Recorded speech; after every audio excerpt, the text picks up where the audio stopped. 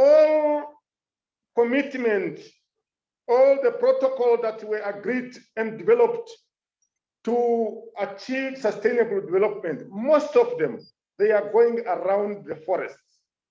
And Namibia is a member of that.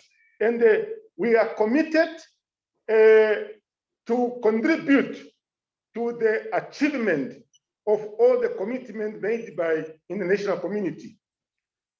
As a member of the United Nations. At African level, we are committed to also fulfill and participate in programs that are aiming to sustain the African forest. At the SADC level as a sub-region, we are a member and fully actively participating in those commitments made by SADC states, member states. We have a SADC protocol, forest protocol, of which is calling for sustainable forest management. We are actually participating in that. We are member of that program. So, ladies and gentlemen, at a national level, we do have our forest cover. From shrubs to actually fairly dry woodland in the northeastern part, in which this program is actually focusing.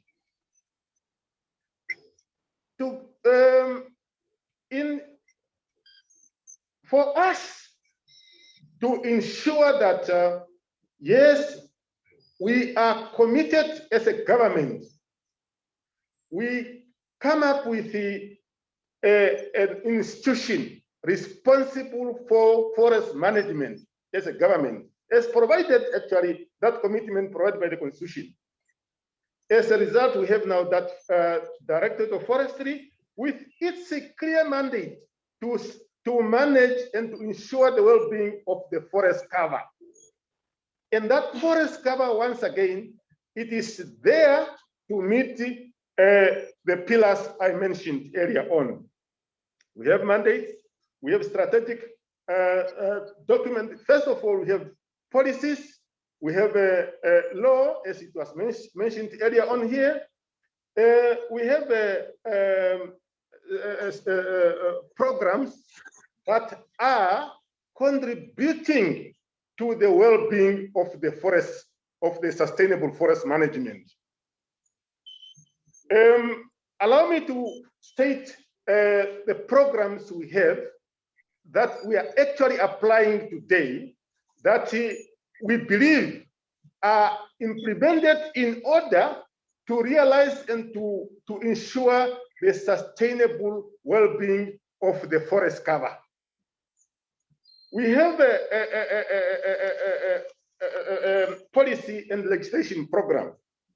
In that program, it is the program which enables us to develop and maintain and revisit policies and legislations from time to time. And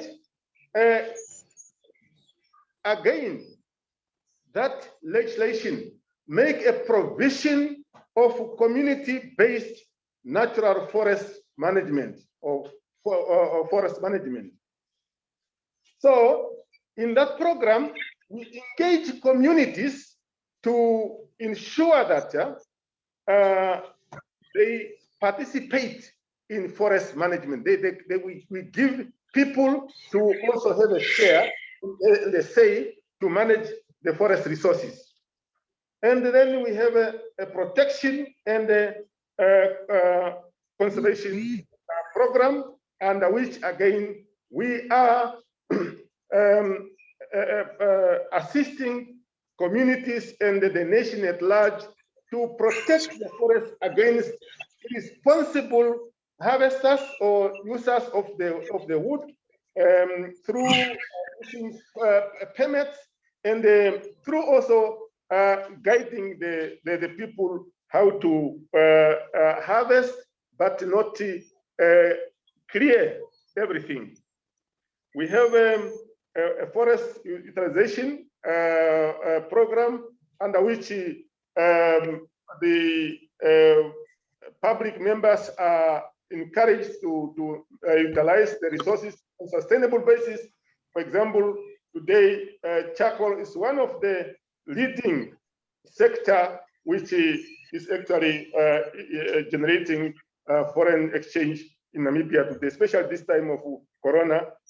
Forest sector is actually visible in doing maintaining the finance well-being of the people. Then we have a research for botanical and the forest research, and then we have the maintenance of our program. All these activities are aiming to ensure sustainable forest management. And I hope I try to talk to the question, what is happening today? Today, those are the activities we have that contributing to sustainable forest management.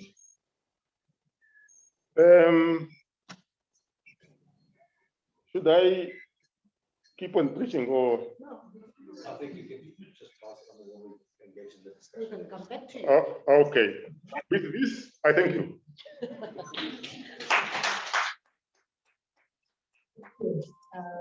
Thank you, Mr. Hailwa.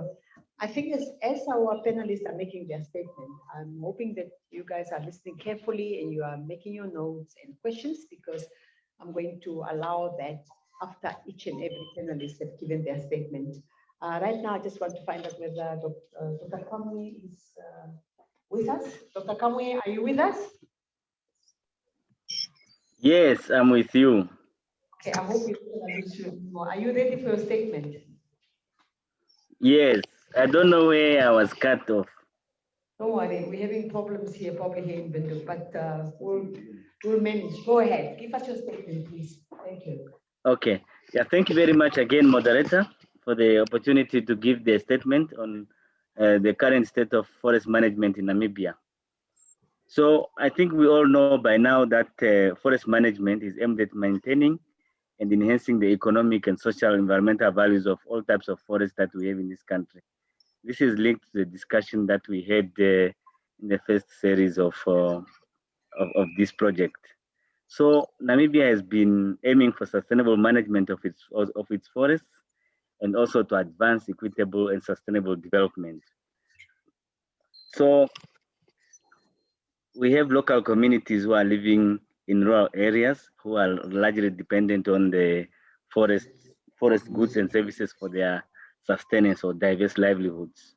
So allowing them to really manage these resources sustainably can reduce forest loss. So it's like you empower them to manage their forest resources. So we actually, in a way, reduce forest loss because it's like they have ownership of this.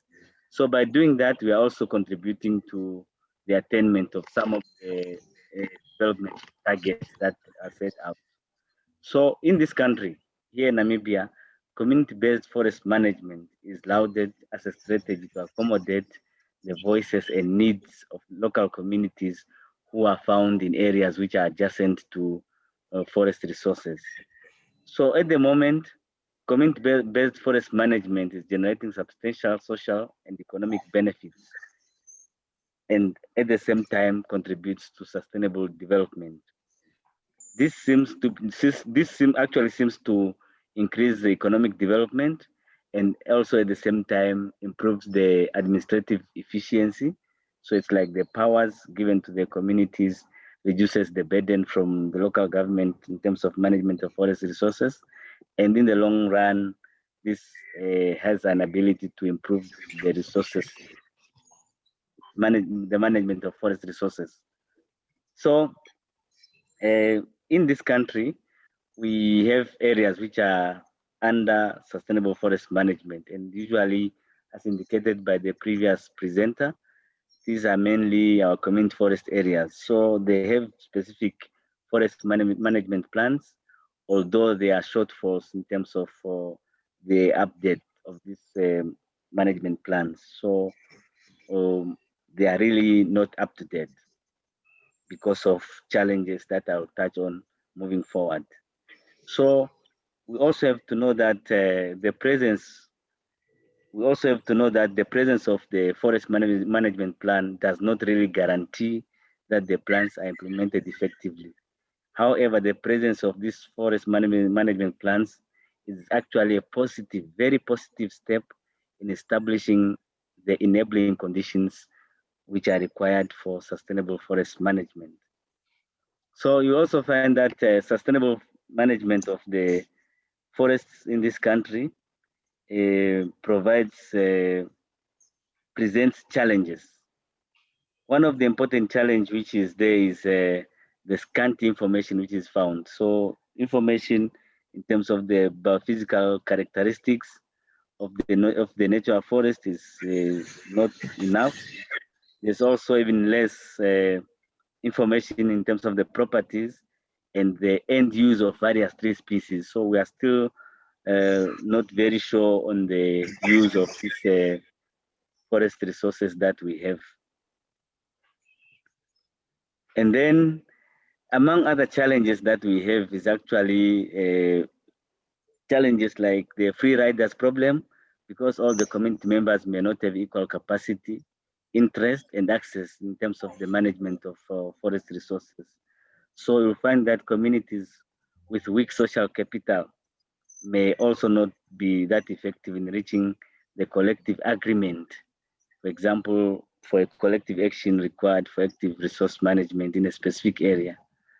So, as indicated by the previous presenter, Namibia has ratified a number of conventions which are earmarked in terms of sustainable forest management, like the UNFCCC, the Convention on Biological Diversity. Those are very, very important conventions which Namibia has ratified, and the issues of sustainable forest management are pertinent, and we are trying to extract those components and see how we can really maximize the benefits which we can accrue from such a multilateral and bilateral agreements. I thank you.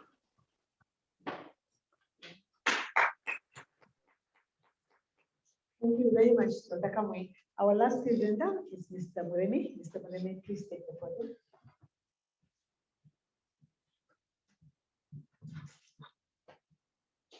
Thank you very much. It is a privilege for me to be in your mix today. Yeah, maybe I will start with the complicated matter, because the question is about what is the current situation of forests in Namibia.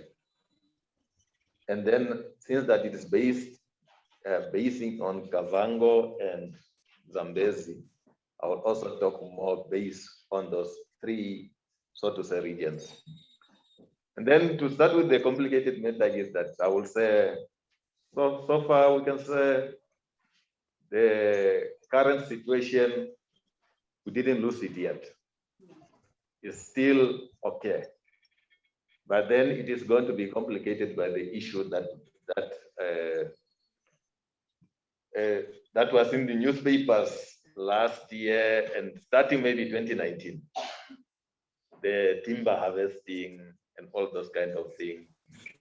You could see people demonstrating about the deforestation taking place in the regions and all those kind of things. But then I would rather say that, okay, like I have started already, that the current situation of the forest is satisfactory.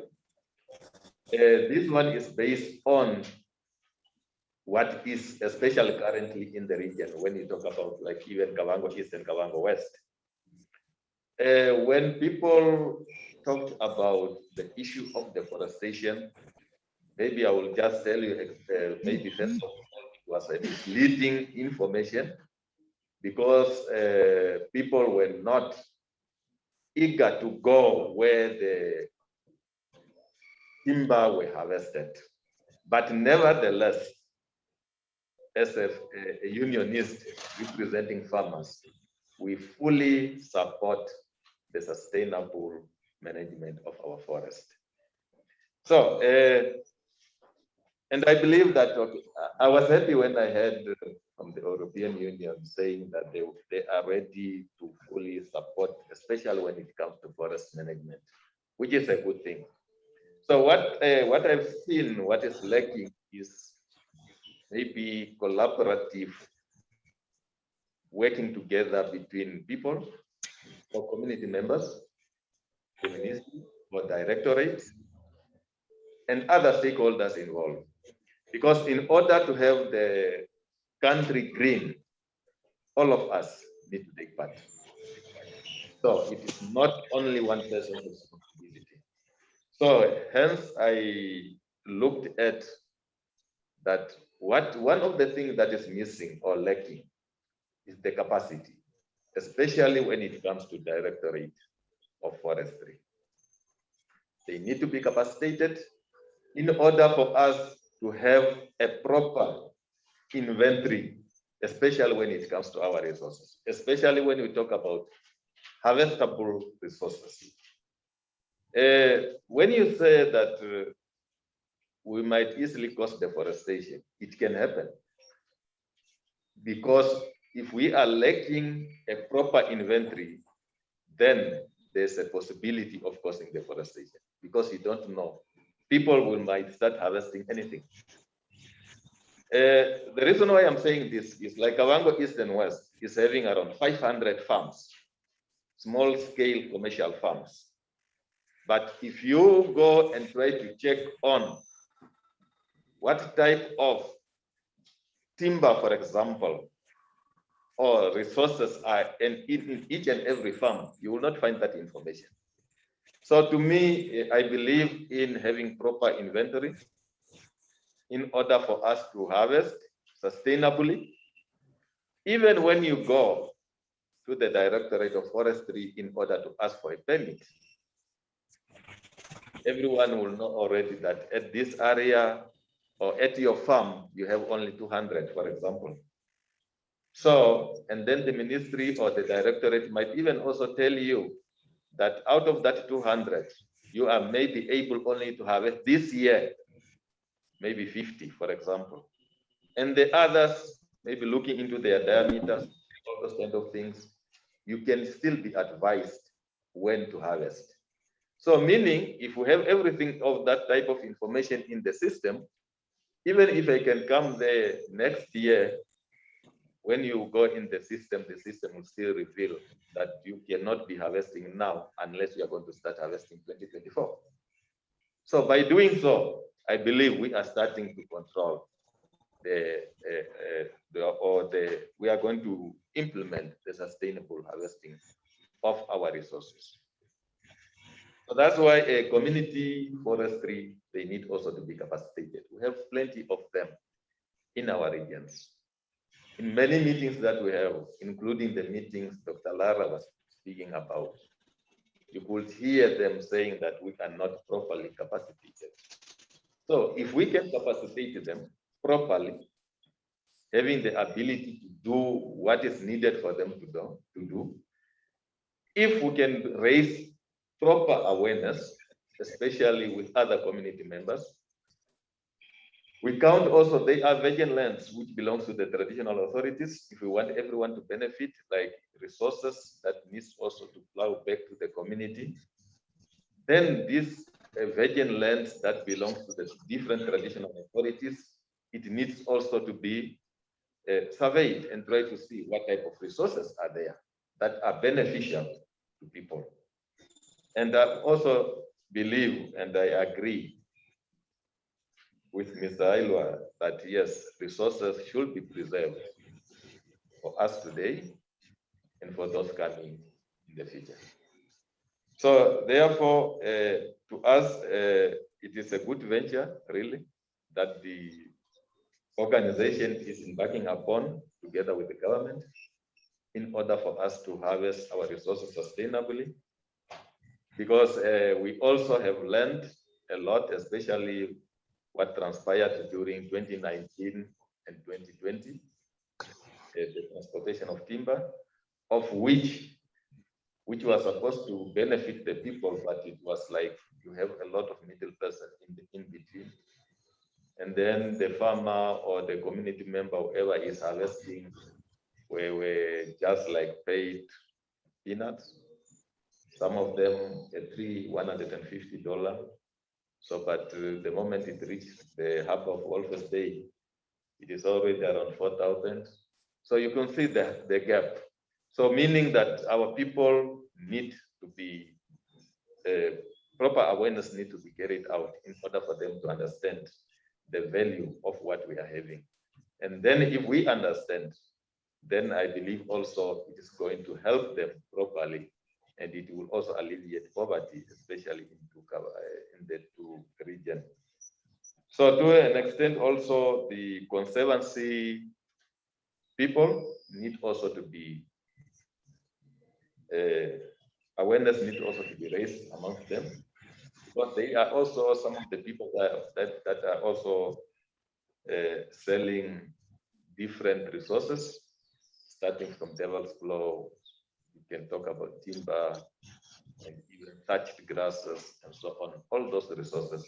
So the moment that they are also going to be sensitized properly, I believe that all of us, once you know the importance of what you are holding in your hands, I think each and everyone will start taking care of what we are having for us, ourselves, and then for the future generation. Otherwise, I will say it is satisfactory for now, and we cannot lose it. Let's try to see what is the right way that we can do in order for us to sustain and to manage our resources sustainably. Otherwise, I am in agreement. We need. Thank you very much.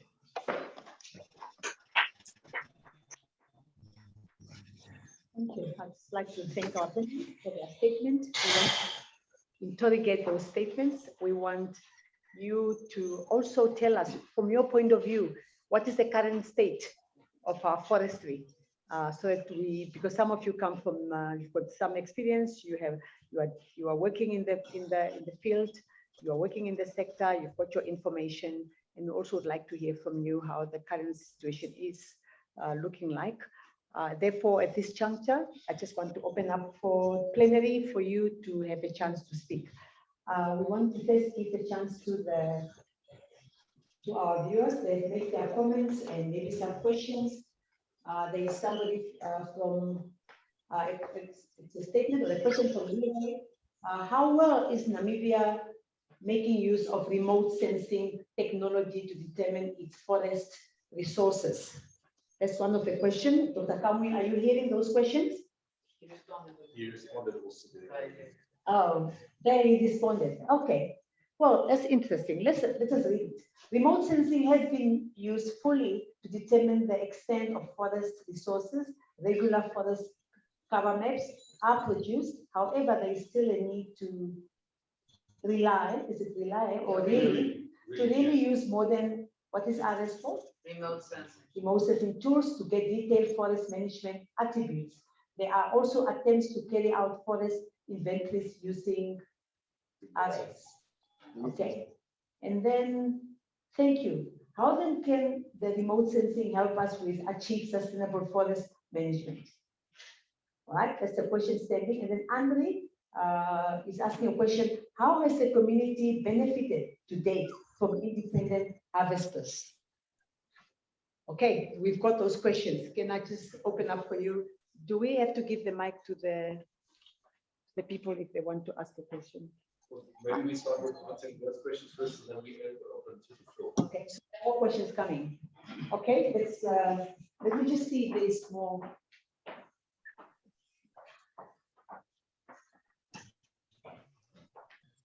Andre is asking, okay, is that the question answered? 9,000 in Walvis Bay? Yeah, I think the price of the I think he's referring to the price for which the timber is being sold in Walvis Bay. Oh, okay. In Walvis Bay. Okay, 9,000. All right. Okay, and then using remote sensing, it will be able to identify the extent of forest. This is a statement. Oh, there's a question on how how has the community benefited To date, to date? from independent harvester. Okay, I thought there's no question. Okay, do you want to respond to that? Yeah, especially on that question, you can see that if you talk about general community, then you can easily say they didn't benefit at all. So because the majority of people who harvested timber were farmers, and this timber were harvested from their farmlands of which they have the results with the ministry and Ministry of Land Reform, so agriculture and the land reform. So in short, the community really didn't benefit. Hence, that's why I was saying we need also to map the virgin lands that will belong to the traditional authority. So those ones, then maybe community will benefit. When you talk about community forestry, it is only covering certain communities, but other communities are not. So, but little also are being benefited, even those ones who belong to community forestry. Thank you. I hope I try to answer.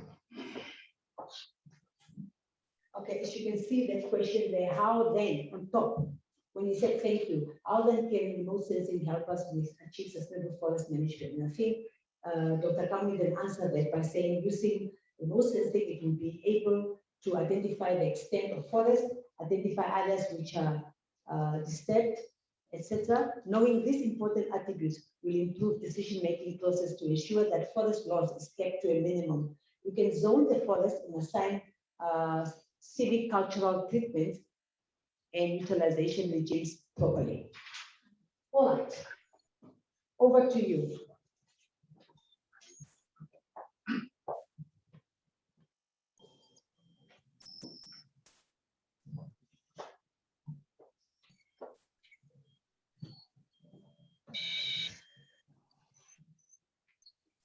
Okay, must I introduce myself or it's not necessary? No, Okay. I'm Günther. Just tell us your name and the organization you're coming from for us just to have a sense of who are the people speaking. Okay, I'm Günther from DRFN Namibia. I'm working on agricultural projects. But if it comes to forest management, we talk about harvesting. What programs are in place to replace the harvesting? Use the term reforestation. So I think it takes to grow a tree where you move for. Yeah. So what bigger programs are in place to address that component? Thank you. Noted. Anybody else?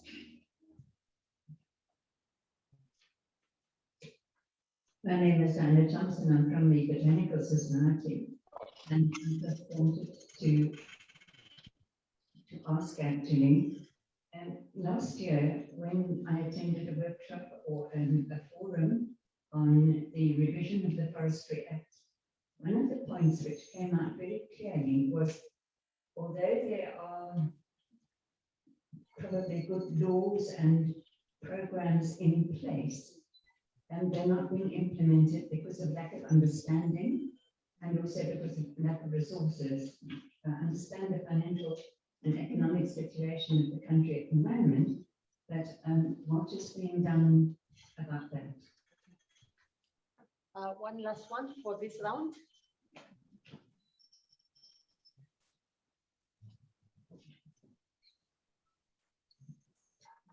I'm John Hassan from the Nature Foundation. Some of the speakers have referred to the need to capacitate the Directorate of Forestry, to capacitate the community forests, repeated questions about using remote sensing tools. My question is about the project outputs or outcomes, to use a bit of jargon. Looking at the brochure, it's about dialogue, but is there any money in the project to do training, to provide equipment, to increase the remote sensing tools, if that's something that's needed? So the question is about what the project resources can be used for. Thank you. Fair question.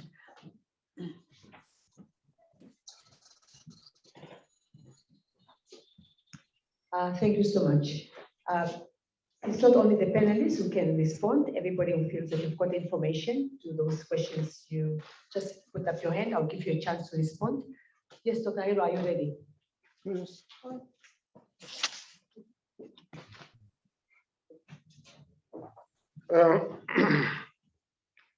Thank you.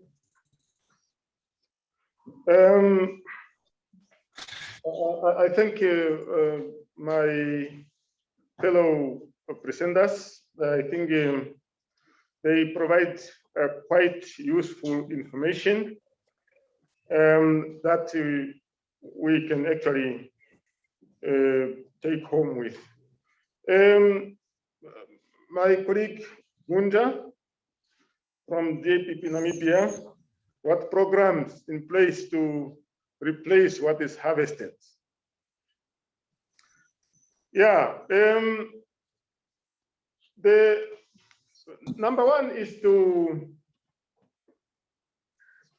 replace is to either to plant or to allow natural regeneration.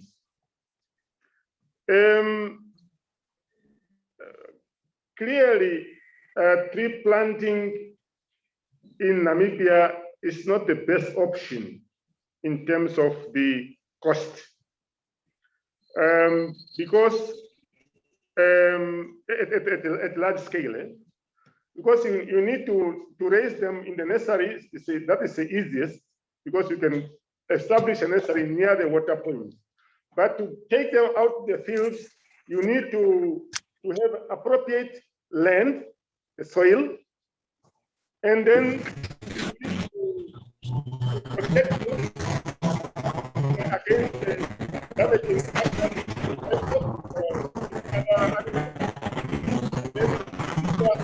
water them, right? All that that's why.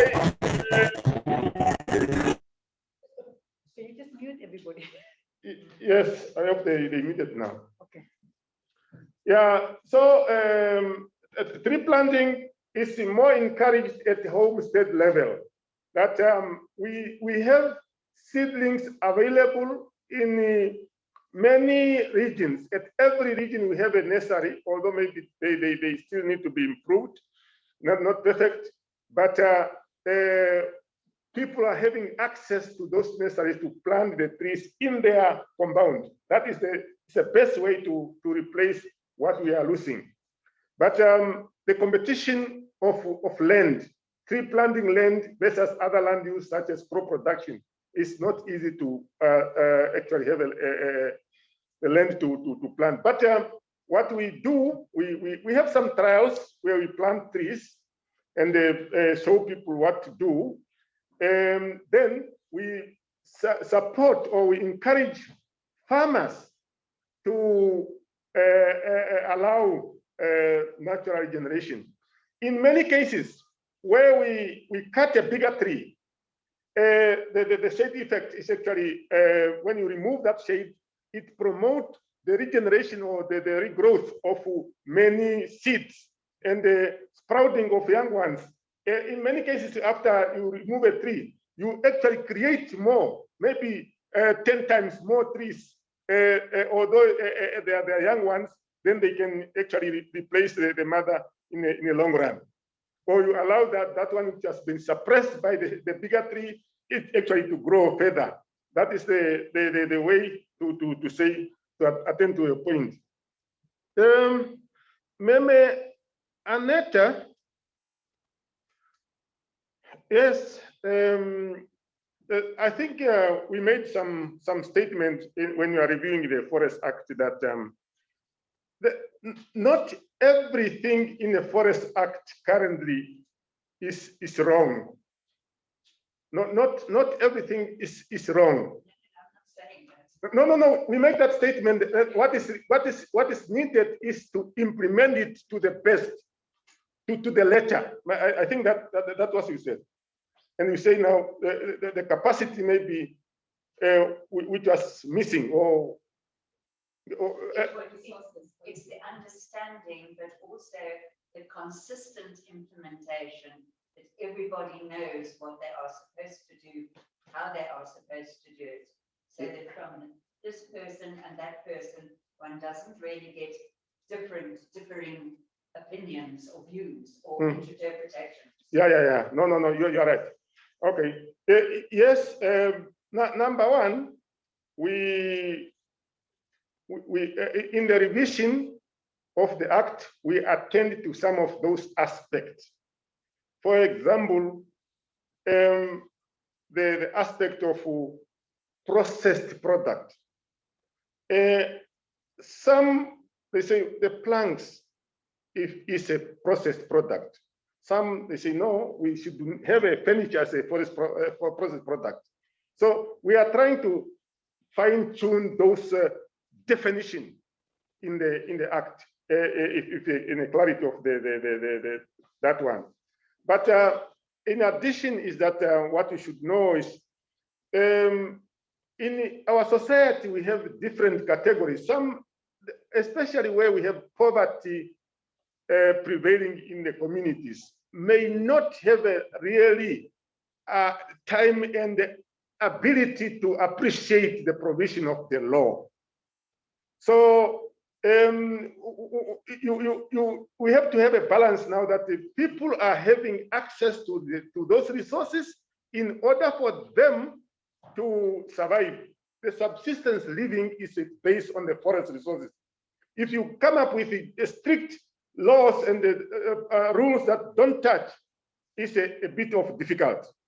The farmers, they cry out, no, they want to get something to use. So, and if you look at commercial farmers in this side of the country, people, when you say don't cut, they say, no, my farm is full of bush. But some of the bush they are referring to as an enemy, it's just a protected species. And then they try to justify whatever reason. But all those are variety of people need to be taken care of by the law. The remaining one, which is very important from our colleague, John Hassan. I think this is for Dr. Or my other doctor outside there. So, my dear doctor, can you tell us, because the point is, talking is one thing, or information is one thing, but providing the materials is a different thing. Which one? Can you please come? Okay, before Doctor comes, I just want to find out whether Dr. Kamwi, do you want to add anything to those 2 questions or 3 questions? Dr. Kamwi?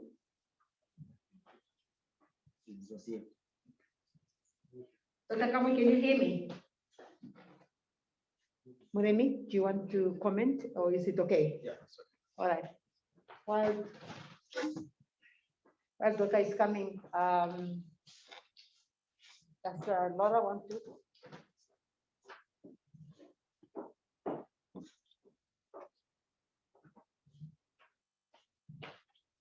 Okay, yeah, thank you for the last question regarding our project. We have been asked this question several times during our trip to the north, and I must say we cannot pay now for any supporting material for things. So, but we are right at the beginning with this project, and we are aiming at discussions, at dialogue.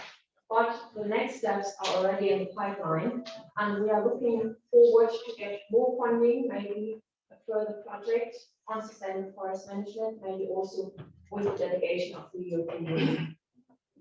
Okay. Maybe allow me to add that. Good evening, Clemens von Doderer, Directorate of Forestry. The project, obviously, we have limited funds, and we at this stage try to raise awareness on the issue of sustainable forest management, so that indeed there is some sort of a learning component involved, so that communities on the ground are engaging with the community forests, the farmers on the ground too, so that they know actually what precious resource they have and what is important to actually to manage the resource better or more sustainably. But we don't do this in isolation. Obviously, we have your organization also, which does tremendous work in working together with the community forest and our communities on the ground. But I think with all together, we can make that difference. And already with the engagement we have with the community forest now in recent weeks, being in the Kavango regions and the Zambezi region, we could already see that there was some sort of a hub effect, so that some of the information was not known to some of the local stakeholders, and it's actually through that also we hope to if it's not training, at least awareness raising. That's I think the first step. But we don't do this also in isolation. We obviously work closely together with the Forestry Directorate. I want to make sure that we take everybody together and that through communication, through coordination, and improving, especially the latter, we then lead to a better situation on the ground and for forests of all. So thank you. Thank you so much. Yes, another round of questions or comments. Do we have something? Okay, we've got some comments. Dr. Kamwi is saying deforestation is basically when forests are converted to non-forest uses, such as agriculture, etc. Forest degradation occurs when forest ecosystems lose their capacity to provide important goods and services to people and nature. Forest fire causes degradation, not deforestation, as erroneously used in most instances. And then we will say, thank you, Dr. Kamwi. It does not mean that when a tree is harvested that it is lost forever. It is harvested if it is harvested properly, the tree can still regrow when did I get? When managed. When managed. Okay. Second. Okay, when managed. Yes, but that depends on species. Some have the capacity to resprout, some not. And then Andy said, yes, as long as the regrowth on the stem is managed and pruned and the best shoots selected, otherwise, like by Kiaya, Ujuga, or Tick. Okay. Any other questions or comments from your side? Okay, there's a hand there, and here and there. Good. Thank you. My name is Joseph Kamwi. I'm a forester under the Directorate of Forestry. I'm responsible for community forest. I'm happy that you are talking about community forest, especially on the challenge. Yes, we have a challenge, especially on the capacity for the forest management or the committee that run the community forest.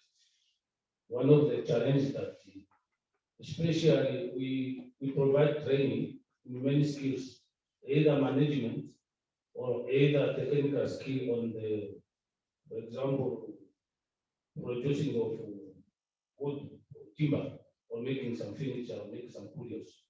You train people today.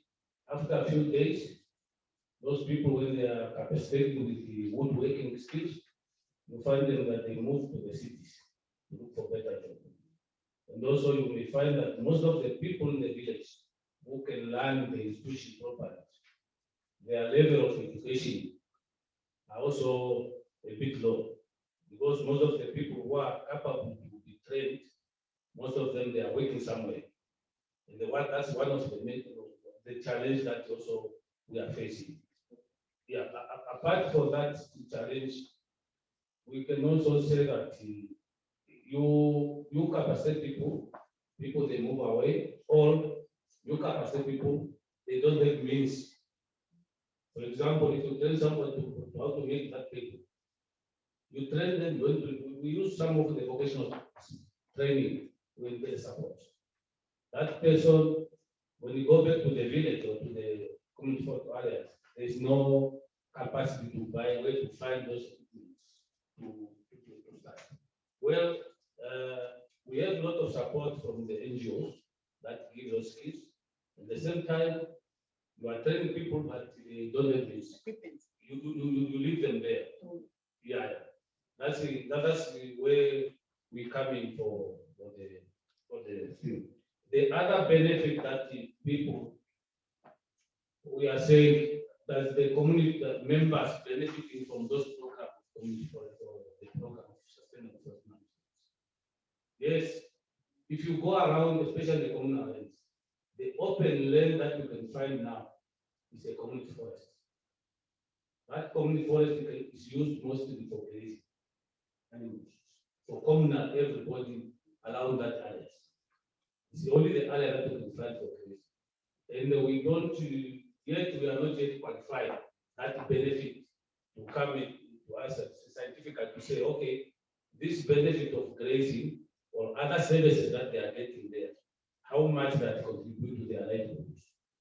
That's some of those skills that we yet need to be assisted to qualify. Yeah. And the other, when it comes to monitoring, yes, that's a really challenge. Currently, we have a program in the Directorate that can enable us to even to know the height of the trees.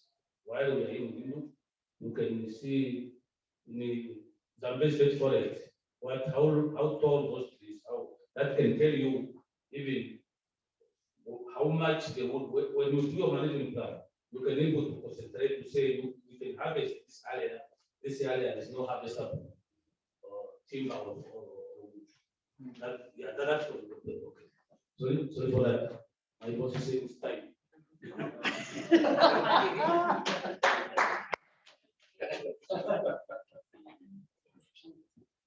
Okay, thank you very much. Thank you for convening this platform. I'm Emmanuel Berens-Wang from NDP and the Environment Village portfolio. My question is directed to the recent reports that we've seen was a nationally determined contribution that most of greenhouse gas emissions are coming from the energy mix within Namibia. We are using most from wood fuel. So are there programs that are integrated within sustainable forest management that are incentivizing probably to communities the use of off-grid systems? So when you have energy coming from off-grid, we can also ensure we cap the use of or harvesting of wood fuel. Thank you. My question is, do you have incentives that you are giving or that are integrating with likes of putting across off-grid systems? Off-grid systems. Like solar power, solar systems. Yeah, renewable energy. Have the use of wood fuel from communities that do not have access to energy. Okay, one more.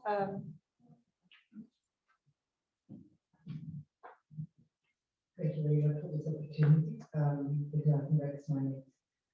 I have a question to Mr. Muremi. Agricultural extension has been known as a key driver for forest degradation and deforestation. And I've been very impressed that you said that you are supporting strongly sustainable forest management. However, there's two factors. People are often not aware of how long it takes for a tree to grow. And if we're talking, for example, using your example, if you're having 200 trees, you think that you can harvest 3, but probably sustainably you can harvest 1. So how can we create that awareness amongst the people that agricultural extension, while we appreciate that this is the key livelihood for people in the communal areas to produce their own food, is at the same time also a big threat to forest management? How can we create that awareness? And the second question is also how can we avoid that we are eating our forests, and it might not look like that. And that is also the risk of using, for example, remote sensing to manage forests, because it's often only about the quantity and not about the quality. So shifting cultivation and agricultural practices often leads us to secondary forests, which are not having the same capacity to provide ecosystem services. How can we manage that? Thank you. Okay. No, it's okay. Can you bring the mic back here, please? Doctor, I'm aware of your question. I'll give you a chance. I just want these questions to be answered quickly. Do you want to go first, Muremi, while the question is fresh in your... Especially when it comes to the last part. Okay, the last part. But when you create awareness amongst farmers that agriculture is a big threat, and how can we reverse that? Agriculture is not a threat to forestry. Yes, you want to? Thank you very much for the good question.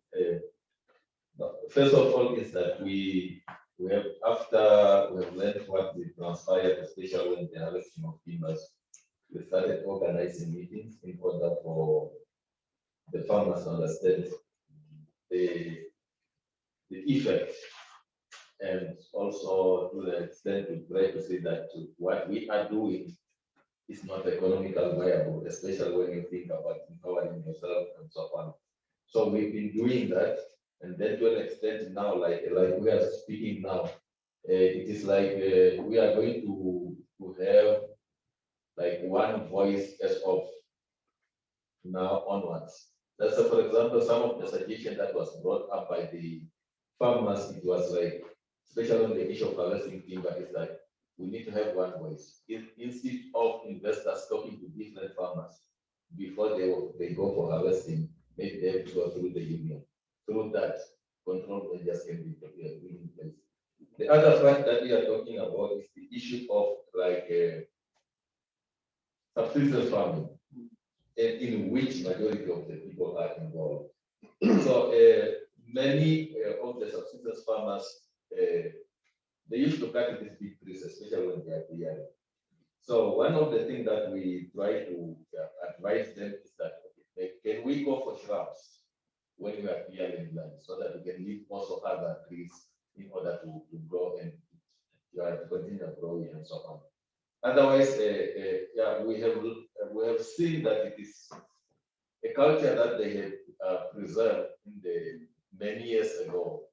So little but surely, we are going to get to that, because in the like one was telling us that you young people you are talking about, we need to preserve this. You are seeing it now because we preserved it in the past. So, but now it's a difference between young ones coming up as subsistence farmers and the old ones. The different thinking, it differs. But these are the little bit that we are trying to do in order to sensitize farmers and subsistence farmers how to harvest and so on. I think we'll come there. Thank you. Okay. Mr. Hailwa, on the incentives of off-grid.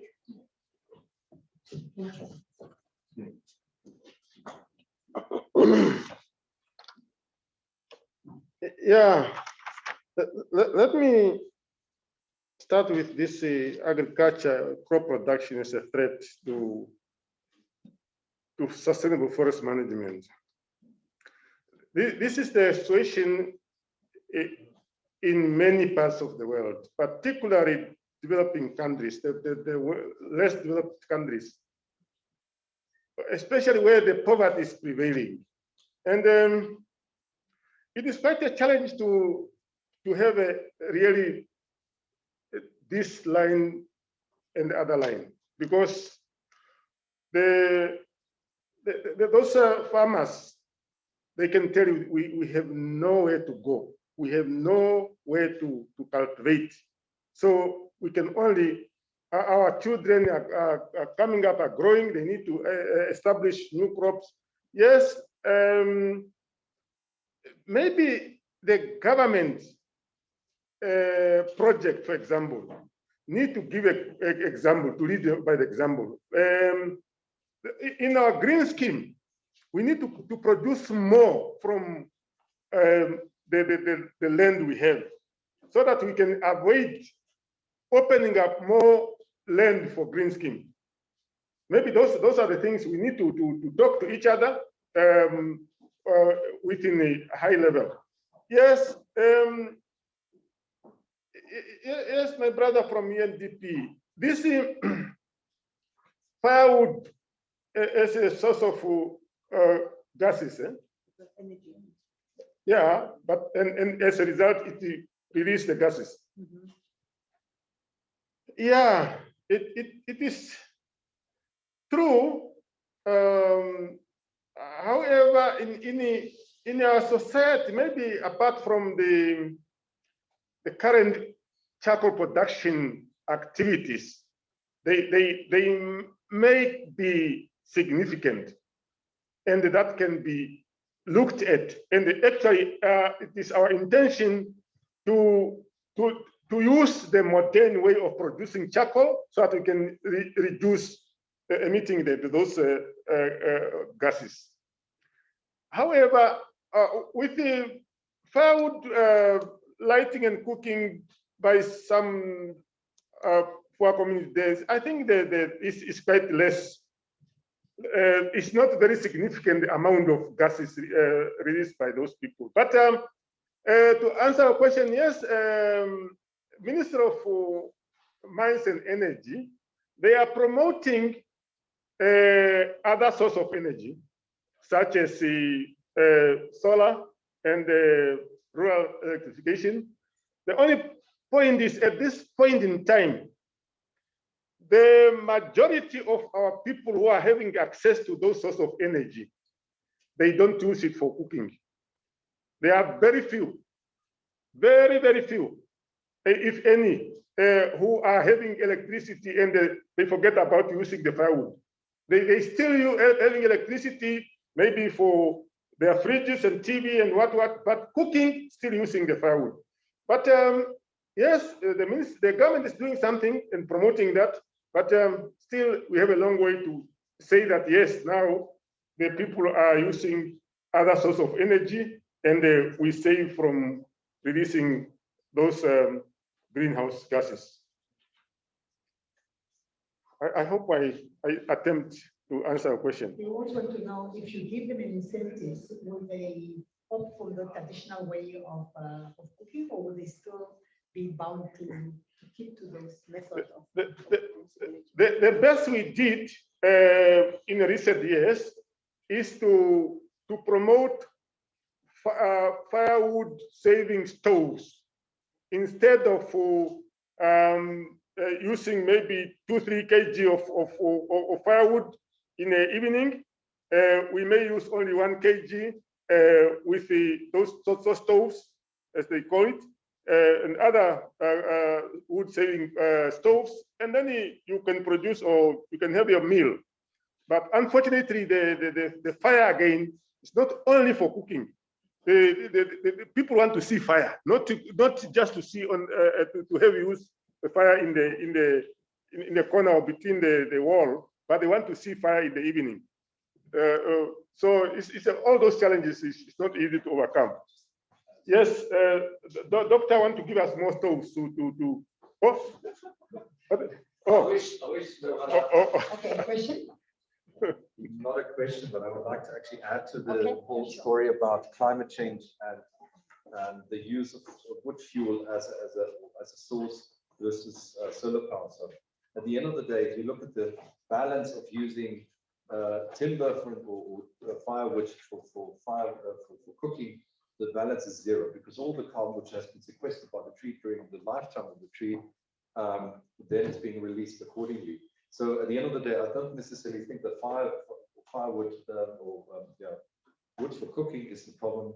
It's the use of fossil fuels, like in transport, in I don't know, gas stoves, etc., etc. That's actually the actual problem, and this is what we need to cut. Obviously, yes, less carbon we emit, the better it is, anyways. But overall, if you look also in the bigger picture, and I mean, Mother Earth has been around for much longer.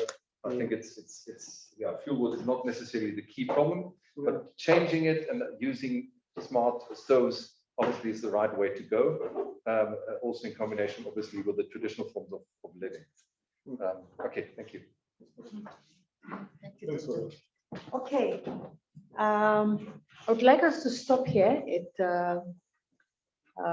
It's getting a bit late, and I'm sure we might not have exhausted the topic as we'd like to, but I think we have created some awareness and some understanding where we are right now, and also we are aware of we are aware of those challenges, and hopefully when we have our next session, that awareness of or understanding of the challenges will enable us to come up with pathways of how to manage our forests. I see Muremi wanted to say something before. Yeah, sure. I think one of the things that we are eager to sustain our forests, and then there's one of the big challenges that we could not look at properly, or the issue of fire. Even if we stop everything that people are harvesting and people are not, if you can see the amount of forests that we are losing each and every year because of fire. So I think, like in the past, I understand the financial situation the government is finding itself and so on. There were guidelines for like in the forest and so on, but due to financial constraint the government is facing, this guideline is no more there. So the closing of those guidelines is also contributing, because sometimes it used to be controlled. So, and then the other thing that I wanted also to mention is the issue of pressure. When you talk about people who are poor, and then you talk about the use of electricity, it's not affordable to them. When you talk about firewood saving stove, it's not affordable to them. When you talk about solar, it's not affordable to them. So at the end of the day, they will end up using forest produce or woods and so on in order for their livelihood and so on. So that's why it is very, very important that, so some of the saving measures that we are thinking of, it is not in their reach. So maybe it's also one of the good things that we need to think about this. What is that we can do that are not able to afford what we think is the saving of our forests? What is that we can do collectively? I think that one will also contribute towards the sustainable harvesting of our resources. So all in all, I think, yeah, especially like fire in Kavango-Zambezi, and like recently I've seen what you're going to do for region coming to wind also. It is burning like nothing. So what is that we can do together in order also to stop fire from destroying our forests? Thank you. All right. Thank you so much for those points which you just added now. I would like to take this opportunity to thank our panelists, Mr. Hailwa and Mr. Muremi, and Dr. Kamwi. Thank you so much for being available today to share with us your knowledge in terms of where Namibia is at when it comes to its forests. And therefore, I hope you had an appreciation, and I hope that you also benefited from just either confirming what you already know or getting to know what the current situation looks like. With those few words, I would like to invite Dr. Clemens, the Assistant Director of the Hans Seidel Foundation, to give us a vote of thanks.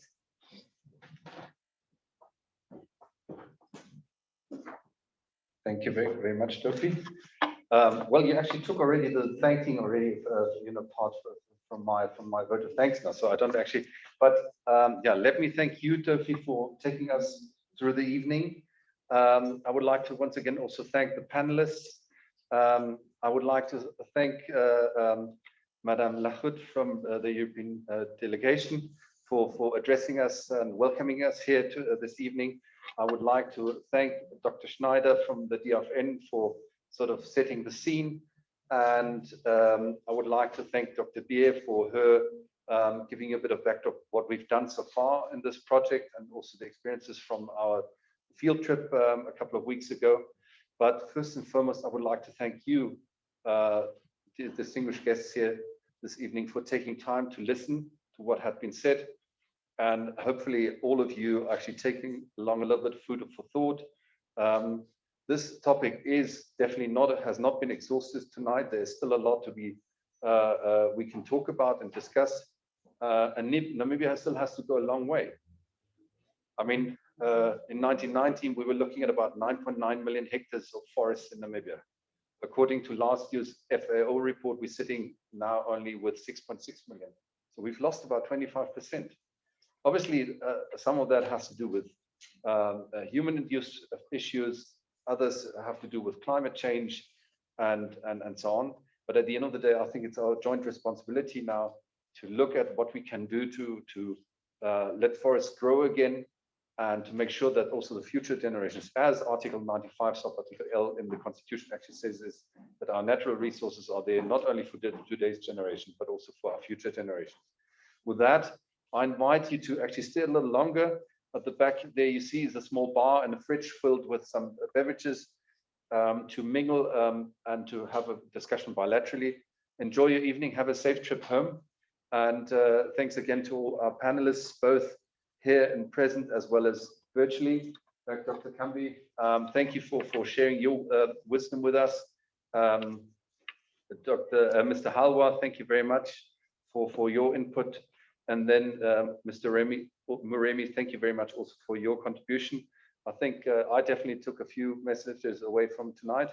And let's keep on talking. Let's keep on raising awareness around this topic. And let's hope by really also becoming multipliers on this issue, that in our communities, in our families, that we can make a difference in how we perceive our forests, and that we can make sure that they are still there tomorrow and even growing for the future generations. Thank you very much. With those words, the public dialogue has been officially closed. Please take a moment to fill in this form before you join the entertainment at the back. And once we have filled in, just leave it at your seat. And thank you so much for coming. And we hope that, as Dr. Clemens has said, we'll continue dialoguing until we find ways how to manage our forests sustainably. Thank you and good evening. Thank you.